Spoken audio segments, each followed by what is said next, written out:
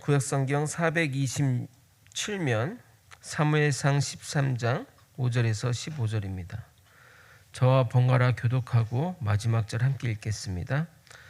블레셋 사람들이 이스라엘과 싸우려고 모였는데 병거가 3만이요 마병이 6,000명이요 백성은 해변의 모래같이 많더라. 그들이 올라와 벤야웻 동쪽 믹막스에 진침해 이스라엘 사람들이 위급함을 보고 절박하여 굴과 수풀과 바위 틈과 은밀한 곳과 웅덩이에 숨으며 어떤 히브리 사람들은 요단을 건너 갓 길르앗 땅으로 가되 사울은 아직 길갈에 있고 그를 따른 모든 백성은 떨더라. 사울은 사무엘이 정한 기한대로 이래 동안을 기다렸으나 사무엘이 길갈로 오지 아니하매 백성이 사울에게서 흩어지는지라.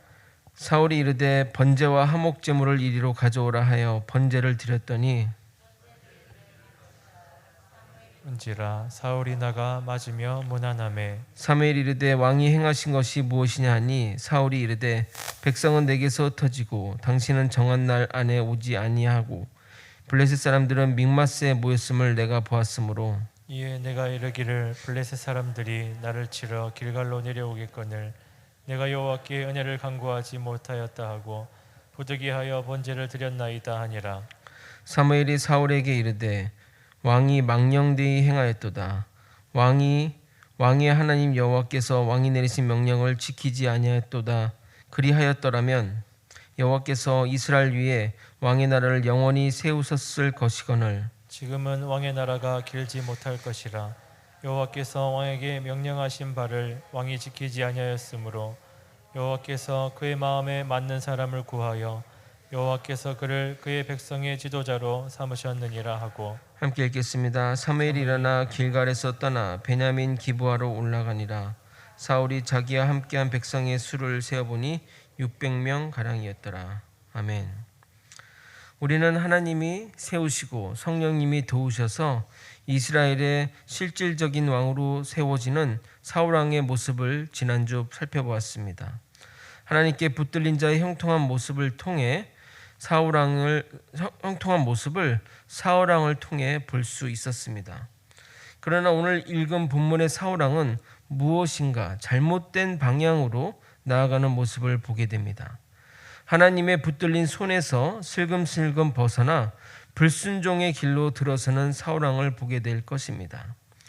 오늘 읽은 13장은 다양한 해석이 존재하는 본문이고 여러분도 오늘 본문을 보면서 이해되지 않는 부분이 많으시리라 생각합니다. 모든 분들의 의구심과 의문을 다 해결할 수 있을지 모르지만 최선을 다해서 하나님의 말씀을 전하고자 합니다. 더불어 여러분 모두가 하나님을 향해 나아가며 하나님의 계획과 뜻에 순종하며 사는 삶이 어떤 삶인지에 대한 깊은 깨달음을 얻을 수 있기를 간절히 소망합니다. 그동안 이스라엘은 전쟁이나 변란이 생기면 12지파가 모여서 해결하는 방식이었습니다. 그들은 지파 공동체이다 보니 자신들의 편의와 유익을 따라 전쟁에 참여하기도 하고 불참하기도 한 것입니다. 그러나 왕이 세워지고 나라의 기틀이 세워져 가는 가운데 가장 필요한 것이 뭐였냐면 상비군이었습니다. 나라의 조직과 장관들도 중요하지만 지금같이 적국의 침입이 잦아진 때에는 무엇보다 전쟁에 대비할 상비군이 필요했습니다. 그래서 사울 왕은 백성 중에 3,000명을 택해 본인과 함께 믹마스에 2,000명이 상주하고 사울 왕의 아들 요나단과 함께 1,000명은 기브아에 상주하게 됩니다. 그의 나이 42살의 말입니다. 2절을 읽어보도록 하겠습니다. 이스라엘 사람 3,000명을 택하여 그 중에 2,000명은 자기와 함께 믹마스와 베델산에 있게 하고 1,000명은 요나단과 함께 베냐민 기브아에 있게 하고 남은 백성은 각기 장막으로 보내니라. 사울 왕이 있는 믹마스는 지도상으로 보면 여기에 위치하고 있고요. 그리고 기브아는 또 이렇게 여기에 위치하고 있습니다. 전투 시에 적을 사이에 두고 서로 협공하기 딱 좋은 위치에 군대를 주둔하게 됩니다. 실제 그곳 지형에 가게 되면 이 양쪽 그 산 사이에 이렇게 계곡이 있어서 적국이 그리로 들어오면 양쪽에서 협공하여 적을 공격하기 좋은 곳입니다. 그런데 문제가 발생합니다. 사울 왕의 아들 요나단이 본인의 혈기로 블레셋 군의 수비대를 치게 됩니다. 이후에도 요나단은 이런 비슷한 행동을 하는데 정말 철부지 같은 행동으로 인해 이스라엘을 위험에 빠뜨리게 합니다. 결국 사울 왕은 전쟁이 벌어질 것을 예상하여 이스라엘 백성들에게 징직 명령을 내려 길갈에 소집하게 됩니다. 아까 길갈 사진을 보시게 되면 길갈이 여기 밑에 쪽에 있는 걸 보게 됩니다. 그래서 베델산 믹마스에 있던 사울 왕이 길갈로 이동하여 삼각형을 형성하는 진지를 구축하게 됩니다. 그런데 블레셋은 진지 중에 하나인 믹마스에 진격했고 사울마저 자리를 비운 틈이라 이에 놀란 이스라엘 사람들은 혼비백산하고 도망가게 됩니다. 심지어 요단강을 건너 도망가는 사람들까지 생기게 됩니다. 5절에서 7절입니다. 블레셋 사람들이 이스라엘과 싸우려고 모였는데 병거가 3만이요 마병이 6,000명이요 백성은 해변에 모래같이 많더라. 그들이 올라와 벤야의 동쪽 믹마스에 진침해 이스라엘 사람이 위급함을 보고 절박하여 굴과 수풀과 바위 틈과 은밀한 곳과 웅덩이에 숨으며 어떤 히브리 사람들은 요단강을 건너 각각 길라 땅으로 가되 사울은 아직 길갈에 있고 그를 따른 모든 백성은 떨더라. 군사적인 측면을 좀 보자고 한다면 이스라엘 백성들은 아직 청동기 시대를 살고 있는데 블레셋군은 철기 시대를 살고 있습니다. 우리가 칼과 화살을 들고 나갔다면 적군은 총을 들고 나온 상황이나 마찬가지인 것입니다. 거기다가 한 번도 보지 못했을 병거로 쳐들어오니 혼비백산할 수밖에 없었을 것입니다. 아마도 그들에게 병거는 지구인들이 트랜스포머 같은 어떤 그런 엄청난 그런 것들을 보는 기분일 것입니다. 이로 인해 백성들은 공포에 벌벌 떨게 된 것이고 한 명씩 전열에서 이탈해 가는 사람이 나오기 시작한 겁니다. 블레셋군은 금방 쳐들어올 것 같고 백성들은 동요하며 전열에서 이탈하는 상황에 처하게 된 사울 왕은 정말 진퇴양난의 상황에 처하게 된 것입니다. 거기다가 곧 전쟁이 벌어질 것 같은데 하나님께 제사를 드릴 제사장 사무엘이 오지 않고 있는 것입니다.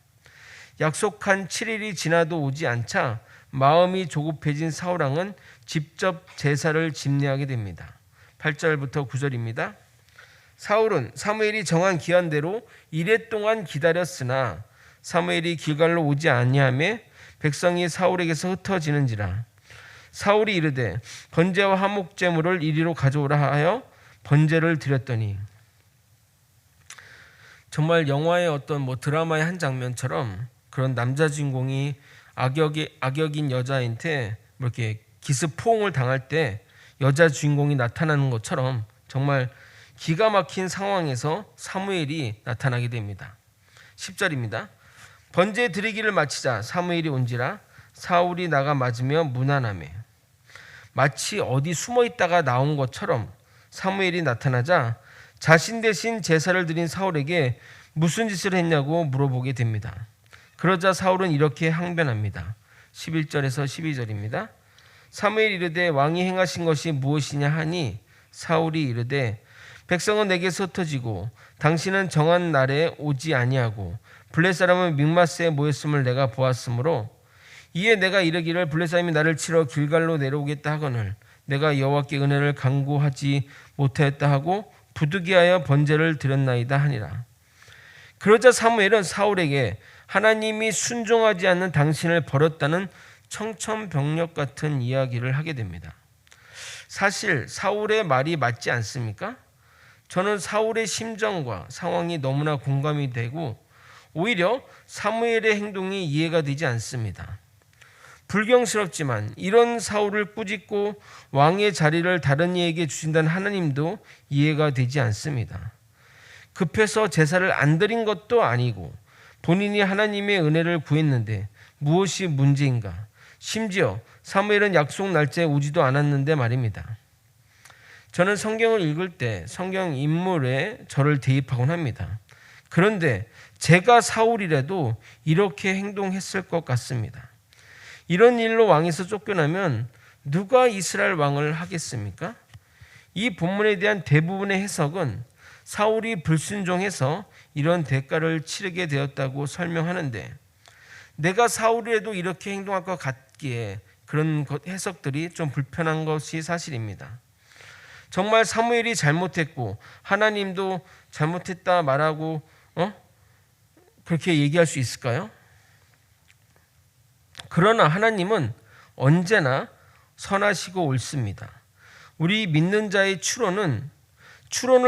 결론으로 하나님이 선하시고 옳은 것을 인정하는 것이 아니라 하나님이 선하시고 옳다는 결론에서 이 땅의 상황을 해석하고 추론해야 된다는 겁니다. 즉 이런 추론을 통해서 그 결론으로 하나님이 선하시고 옳으신 분이야 라고 말하는 것이 아니라, 하나님은 선하시고 옳으시기 때문에 그 상황 속에서 우리의 상황들과 현실들을 해석해내야 된다는 겁니다. 물론 이런 방식의 해석이 당연히 불편하게 느껴질 수 있지만 오히려 상황을 정확하게 판단하고 해석하는 방법이 됩니다. 그렇지 않으면 인간은 모든 상황 속에서 매번 다른 결론을 가질 수밖에 없고, 결국 그 결론을 모아 합치면 우리가 믿고 있는 하나님은 아주 이상한 하나님이 될 것입니다. 변함이 없고 신실하시고 은혜가 충만하신 하나님이 어떨 때는 이런 모습이고 어떨 때는 저런 모습이라면 우리가 어찌 그분을 믿고 의지할 수 있겠습니까? 이해가 안 되는 것은 우리의 문제인 것이지 하나님께는 전혀 문제가 되지 않습니다. 하나님이 선하시고 옳으시다면 역으로 사울의 잘못이 무엇인지 우리는 살펴보아야 합니다. 그럼 사울의 어떤 잘못으로 인해 그가 왕으로서 자격이 박탈되는지 하나씩 살펴보도록 하겠습니다. 가장 먼저 생각해 볼 것은 자격 없는 사울이 제사를 집례한 것이 문제가 될 것입니다. 성경을 해석할 때 지금 시대의 기준과 잣대로 판단하면 안 됩니다. 그 당시 자격 없는 자가 대신 제사나 성전의 일을 한다는 것은 목숨 거는 일인 것입니다. 가장 대표적인 사건이 바로 베레스 우사 사건일 것입니다. 언약궤를 소에 태워 이동하다 언약궤가 땅에 떨어질 것 같자 우사가 그것을 붙잡았는데 그로 인해 그가 바로 즉사하게 됩니다. 사무엘하 6장 6절에서 7절입니다. 그들이 나곤의 타작마당에 이르러서는 소들이 띠므로 우사가 손을 들어 하나님의 궤를 붙들었더니 여호와 하나님이 우사가 잘못함으로 말미암아 진노하사 그를 그곳에서 치시니 그가 거기 하나님 궤 곁에서 죽으니라. 그러면 하나님의 궤가 떨어진 것을 그냥 보고 있어야 되는가 하는 생각이 들 겁니다. 이런 상황이 이해가 안 될 수 있지만 하나님의 임재의 상징인 언약궤를 자격 없는 자가 만지는 것은 있을 수 없는 것입니다. 심지어 자격 있는 자라 할지라도 준비가 안 된 자가 제사를 드리면 그 화가 그에게 닥칩니다. 그래서 성소로 들어갈 때는 정말 정결하게 준비하고 모든 속죄의 죄를 회개하고 들어가야만 했습니다. 그렇지 않으면 죽음을 당할 수 있기 때문입니다. 이것은 하나님이 사람을 치셨다고 이해하기보다는 거룩한 하나님의 임재 때문에 죄와 죄된 인간이 감당하지 못하는 것입니다. 마치 우리가 우주복 없이 우주 공간에 나가면 10초도 안 돼서 죽어버린 것과 동일한 것입니다. 그러므로 왕이라 할지라도 자격 없는 자가 제사를 집내는 것이 큰 죄악이므로 이것이 망령되이 행한 행동이 되는 겁니다. 그런데 절체절명의 위기 상황이고 그가 다른 일을 한 것이 아니라 하나님께 전쟁 전에 제사를 드림으로 하나님께 은혜를 구한 것인데 그런 이유로 왕위에서 물러난다면 조금 억울한 마음이 들 것입니다. 예를 들어 어떤 상황이 있어서 제가 설교하지 못한 상황 가운데 있어서 또 우리 부목사님이 대신 설교했다고 해서 크게 문제될 것이 없을 것입니다. 예배 드리러 온 수많은 성도들이 그냥 돌아간 것보다 또 대신해서 할 수 있으면 당연한 것 아니겠습니까? 그런데 사무엘상 21장에 보게 되면 사울에게 쫓기던 다윗이 굶주림에 하나님께 바쳐진 진설병을 먹는 장면이 나옵니다. 이 진설병은 안식일 날 드려진 후에 다른 것으로 교체가 되면 기존의 떡은 오직 제사장만 먹어야 했습니다. 레위기에 보면 이것에 대해 이렇게 이야기합니다. 레위기 24장 9절입니다. 이 떡은 아론과 그의 자손에게 돌리고 그들은 그것을 거룩한 곳에서 먹을지니 이는 여호와의 화제 중 그에게 돌리는 것으로서 지극히 거룩함이라. 이는 영원한 규례니라. 이런 기준을 따른다면 다윗도 벌을 받아야 하는 것 아닌가요? 그리고 제사장은 원칙적으로 레위인만 할 수 있습니다. 그런데 사무엘은 레위 지파가 아닌 에브라임 지파 엘가나의 후손입니다. 이것도 문제가 되는 것 아닙니까? 사무엘상 1장 1절입니다. 에브라임 산지 라마단 소임에 에브라임 사람 엘가나라는 사람이 있었으니 그는 여로함의 아들이요 엘리후의 손자요 도우의 증손이요 숲의 현손이더라. 또 사무엘상 7장에 보게 되면 언약궤가 돌아왔을 때 기랏 여아림에 사는 유다 사람 엘리야사를 급하게 제사장으로 세우는 일도 있었습니다. 엄격하게 말하면 모든 것이 율법의 문제가 되는 것입니다. 물론 사울이 제사를 집례한 것이 잘못이 아니라는 것은 아니라 그것이 왕에게 물러나는 결정적 사유가 아니라는 말입니다.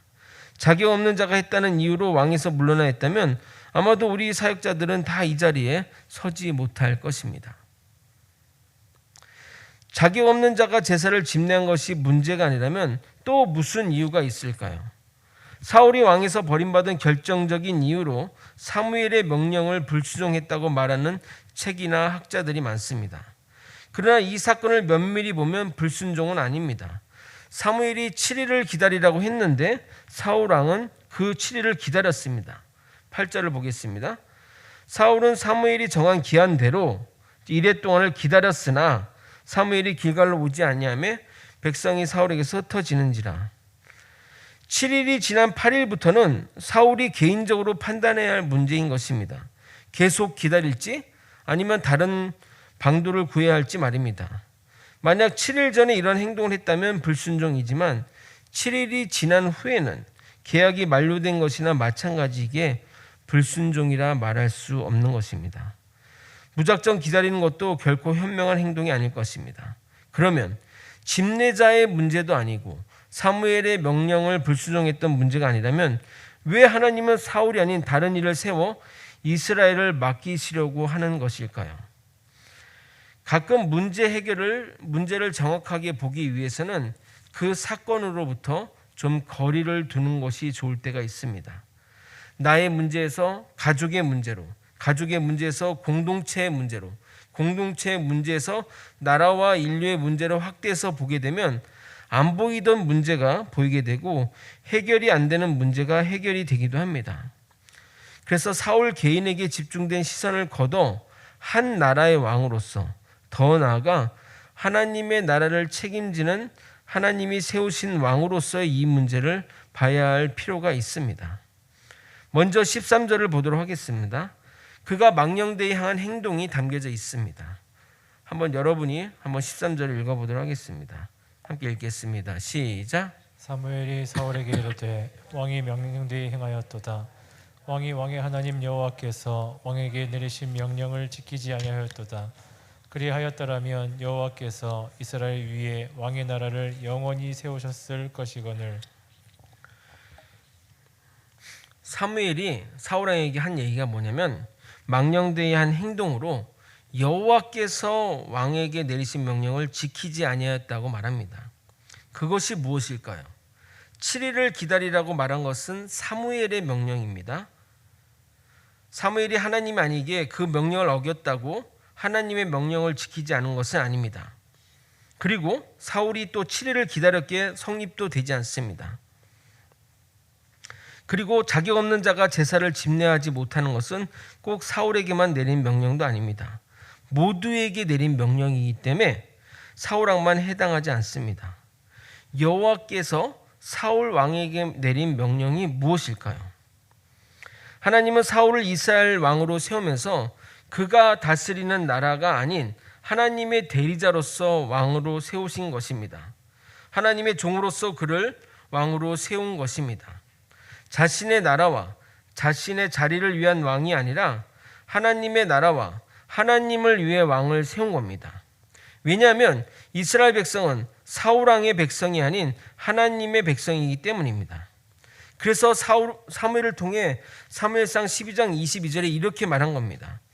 여호와께서 너희를 자기 백성으로 삼으신 것을 기뻐하셨으므로 여호와께서 그의 크신 이름을 위해서라도 자기 백성을 버리지 아니하실 것이요.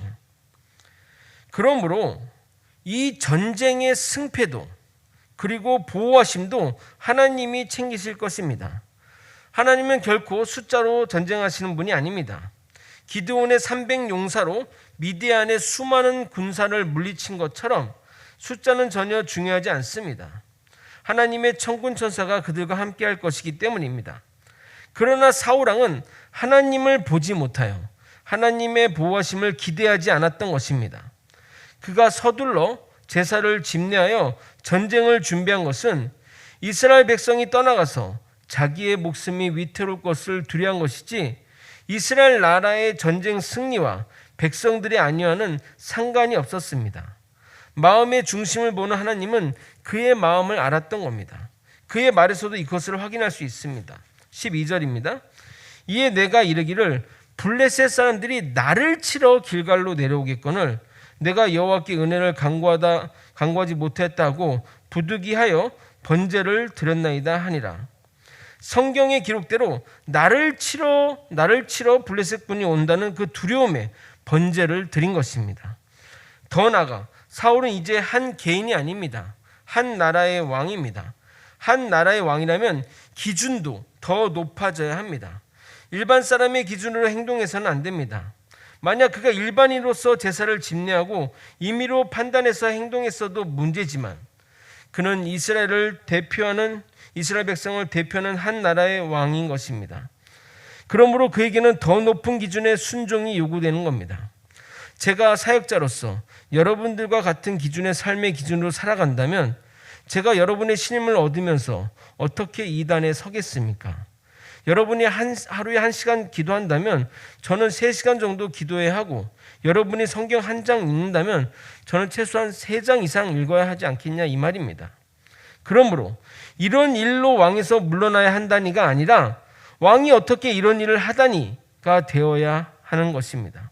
차라리 하나님께 기도하며 사무엘이 빨리 오기를 기도하거나 어떤 상황에서도 주님의 보호하심을 기대하며 기도했다면 더 좋았을 것이라는 생각입니다. 왜냐하면 이 전쟁은 백성들이 도망가지 않았다 할지라도 절대 이길 수 없는 전쟁이기 때문입니다. 블레셋은 철기로 무장했는데 이스라엘은 철기가 농기구 외에는 하나도 없었기 때문입니다. 이스라엘의 철기로 만든 칼이 사울과 요나단 딱 2자루만 있었을 정도이니 무슨 말을 하겠냐 이 말입니다. 19절에서 22절 우리가 읽지 않은 본문을 읽어드리도록 하겠습니다. 그때 이스라엘 온 땅에 철공이 없었으니 이는 블레셋 사람들이 말하기를 히브리 사람이 칼이나 창을 만들까 두렵다 하였습니다. 온 이스라엘 사람들이 각기 보습이나 삽이나 도끼나 괭이를 버리려면 블레셋 사람들에게 내려갔었는데 곧 그들이 괭이나 삽이나 쇠수랑이나 도끼나 채찍이 무딜 때에 그리하였으며 싸우는 날에 사울과 요나단과 함께한 백성의 손에는 칼이나 창이 없고 오직 사울과 그의 아들 요나단에게만 있었더라. 결국 이 전쟁은 하나님이 지켜주시고 보호해주시고 싸워주지 않으시면 이길 수 없는 전쟁입니다. 이 전쟁이 하나님의 전쟁임을 알았다면 그는 오히려 마음 편하게 주님의 일하심을 기대했어야 합니다. 그러므로 주님 안에 있는 자에게는 두려움이 죄악이요 주님 안에 거하지 못한 결과인 것입니다. 요한일서 4장 18절에 이렇게 말합니다. 사랑 안에 두려움이 없고 온전한 사랑이 두려움을 내쫓나니 두려움에는 형벌이 있음이라. 두려워하는 자는 사랑 안에서 온전히 이루지 못했나니라. 다윗은 시편 23편 1절 4절에서 이렇게 말합니다. 여호와는 나의 목자시니 내게 부족함이 없으리로다. 내가 사망의 음침한 골짜기로 다닐지라도 해를 두려워하지 않을 것은 주께서 나와 함께 하심이라. 주의 지팡이와 막대기가 나를 안위하시나이다. 사울이 이 시편을 말할 때 마음 편하고 아무 걱정 없는 상태에서 몸이 안전할 때 쓴 것이 아닙니다. 사울 왕의 살해 위협 속에 도망다니며 목숨이 경각에 달릴 때 쓴 시입니다. 또한 이 시는 이렇게 되기를 바라는 마음으로 쓴 시도 아닙니다. 정말 주님 안에 거기 때문에 두려움이 없이 살아간 자의 진실된 현재의 고백인 것입니다. 그의 마음의 중심에 하나님이 없었고, 그래서 그는 두려움에 사울의 마음의 중심엔 하나님이 없었고, 그래서 그의 마음의 두려움에 따라 한 행동임을 알 수 있는 것입니다. 물론 그럼에도 불구하고 사울 왕에는 좀 가혹하지 않냐라는 생각이 들 수 있습니다. 우리도 주님 안에 있다고 하면서 가끔은 두려움에 휩싸이고 근심과 걱정을 하기 때문입니다. 그도 왕이지만 연약할 수 있기 때문입니다. 그럼 하나님이 그가 두려움에 빠져서 행동한 하나의 일 때문에 그렇게 하시는 걸까요? 젊은 베르테르의 슬픔의 작가 괴테가 너무 남긴 유명한 명언을 여러분과 함께 나누고 싶습니다. 여러분의 인생에도 적용되기를 소망합니다. 인생은 속도가 아니라 방향이다. 정말 그렇습니다. 인생은 속도가 중요한 것이 아니라 방향이 중요합니다. 그러나 그 방향을 틀었을 때 그 시점에는 큰 변화를 느끼지 못할 것입니다. 하지만 정해진 방향으로 나아갈 때 점점 시간이 지날수록 그 격차가 엄청나게 크게 느껴질 것입니다. 이해를 돕기 위해 예를 한번 들어보겠습니다. 군대에서 이 포탄을 쏠 때 포탄의 속도와 포탄의 사정거리와 바람과 방향을 정밀히 계산해서 목표지를 향해 쏩니다. 그런데 그 포탄의 각도를 한 크리크만 올려도, 이 한 크리크가 0.1mm 정도 올리는 것인데, 이 한 크리크만 올려도 도착지에서는 100m 이상의 차이가 날 수 있다는 것입니다. 아무리 고성능이고 빠르고 파괴적이라 할지라도 그 목표가 달라지게 되면 엄청난 오히려 큰 피해가 올 수도 있다는 겁니다. 그러나 이 바뀌는 속도는 0.1mm밖에 안 바뀌는데 그 결과가 그렇게 큰 차이가 날 수 있다는 겁니다. 본문으로 돌아와 사무엘의 경고에도 불구하고 사울 왕은 이제 불순종과 자신이 주인 되는 길로 방향을 튼 것입니다. 절대 그의 불순종 하나 때문에 하나님이 그의 왕 자리를 빼앗은 것이 아닙니다. 그랬다면 그는 즉시 죽거나 바로 왕의 자리에서 내려야 할 것입니다. 그는 왕위에서 40년이나 있었습니다. 사울 왕이 인생의 방향을 자기중심적으로 틀었기에 어찌 보면 하나님은 사무엘을 통해 경고의 메시지를 보낸 것이고 그 길로 가지 말라고 강력하게 말씀하시는 겁니다. 방향을 바꿔라. 그렇지 않으면 너의 왕위가 영원히 지속되지 못할 것을 말하는 겁니다.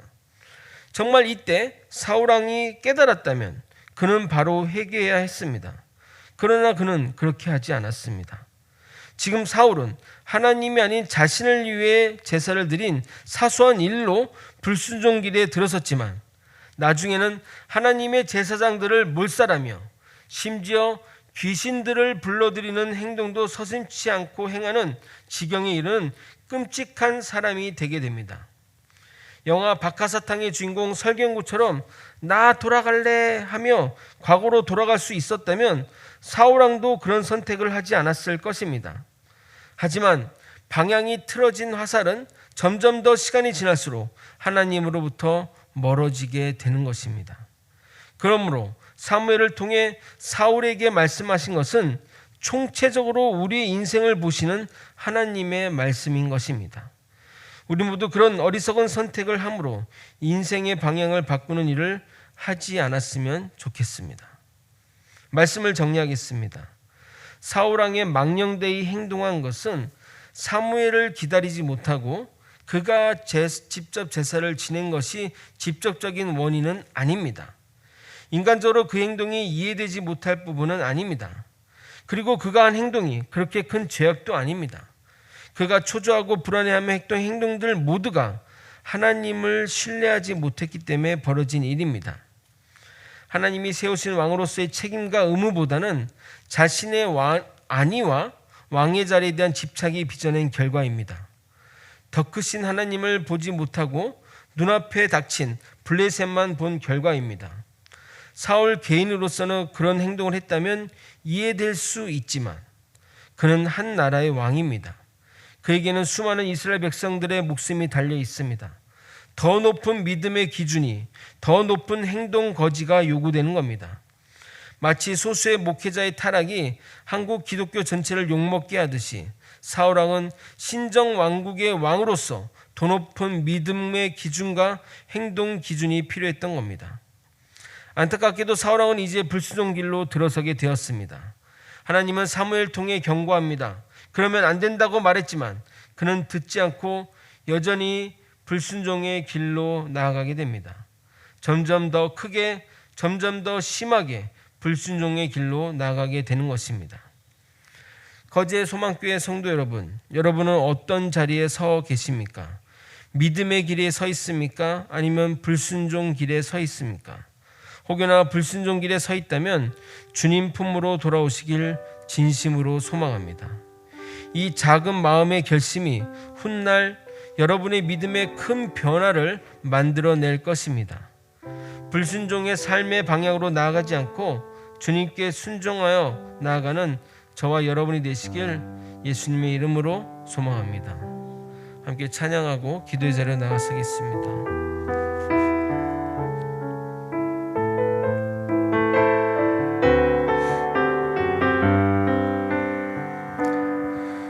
영광을 돌리세 우리 하나님께 존귀와 위엄과 능력과 아름다움 암당의 모든 신이 헛된 우상이니 오직 하늘의 하나님 그 영광 찬양해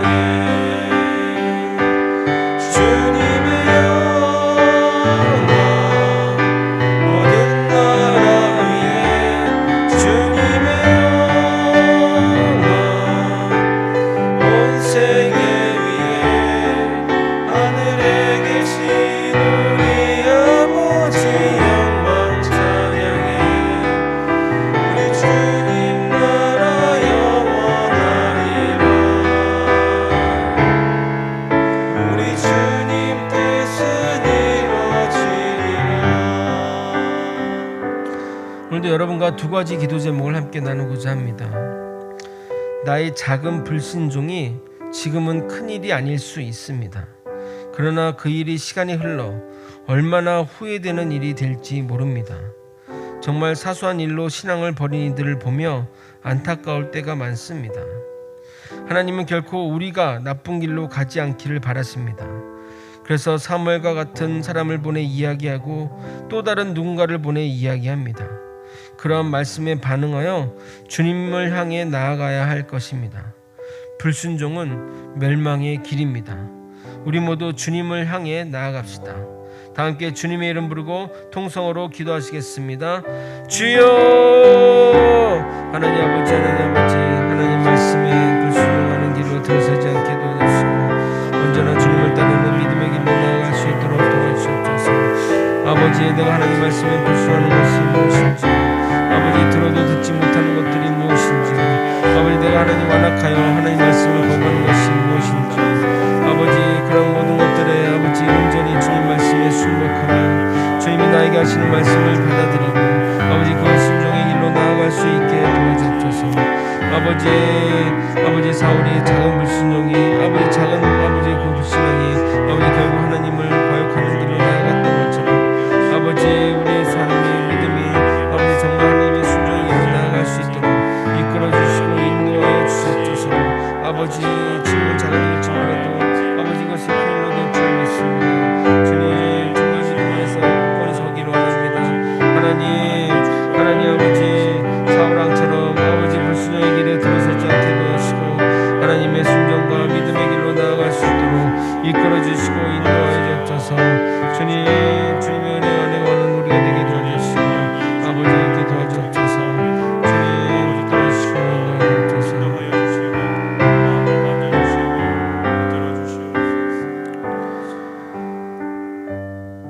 안에 있는 자에게는 주어진 축복은 평안입니다. 주님을 믿는다고 하면서 의심하고 두려워한다는 것은 주님을 사랑하지 못한 증거라 말합니다. 우리는 주님 안에 있을 때 가장 안전합니다. 주님이 우리를 이끌어 가실 것이라는 믿음 가운데 우리가 살아갈 때 우리의 걱정과 염려는 사라질 것입니다. 주님을 깊게 신뢰하며 나의 삶에 어떤 고난과 어려움이 닥쳐도 염려하지 않으며 오직 주만 바라보며 나아가는 저와 여러분이 되시길 예수님의 이름으로 소망합니다. 다 함께 주님의 이름을 부르고 주님의 온전한 신뢰를 보내드리는 우리가 되길 소망하며 다 함께 주님의 이름 한번 부르고 기도하겠습니다. 주여 하나님 아버지 주님 안에 있는 이 평안, 세상이 누구도 빼앗아갈 수 없는 이 평안의 평안 우리가 되게 도와주옵소서. 아버지 주님을 믿는다고 하면서 의심과 두려움이 많은 저희를 용서해 주옵소서. 아버지 주님을 신뢰하며 주님 안에 거하는 온전한 우리가 되게 도와주옵소서. 주님을 온전한 믿음 안에 거하는 자 되기 원합니다. 아버지 하나님 안에 거하면서 아버지 세상의 염려를 다 안고 지고 사는 아버지 우리가 되지 않게 도와주옵소서. 염려와 걱정과 근심을 떨쳐버리고 온전히 하나님이 주시는 평안에 거하는 우리 모두가 되게 도와주옵소서. 주님 붙들어 주옵소서. 주님 인도해 주옵소서. 하나님의 은혜 가운데 거하는 우리가 되게 도와주옵소서. 아버지여 붙들어 주시고 믿어서 있게 도와주옵소서. 어떤 상황에서도 믿어서 있게 도와주시고 주님의 뜻 안에 사는 우리가 되게 도와주옵소서. 아버지여 두려움과 걱정이 없는 믿음의 삶을 살아가기 원합니다. 주님 안에 평안을 거하기 소망합니다. 걱정과 염려가 아닌 평안과 사랑으로 넘치는 삶을 살아가게 도와주옵소서. 주님 붙들어 주시옵소서. 어떤 상황에서도 주님 놓치지 않게 도와주옵소서. 주님 우리 마음의 평이 넘치는 삶을 도와주옵소서. 아버지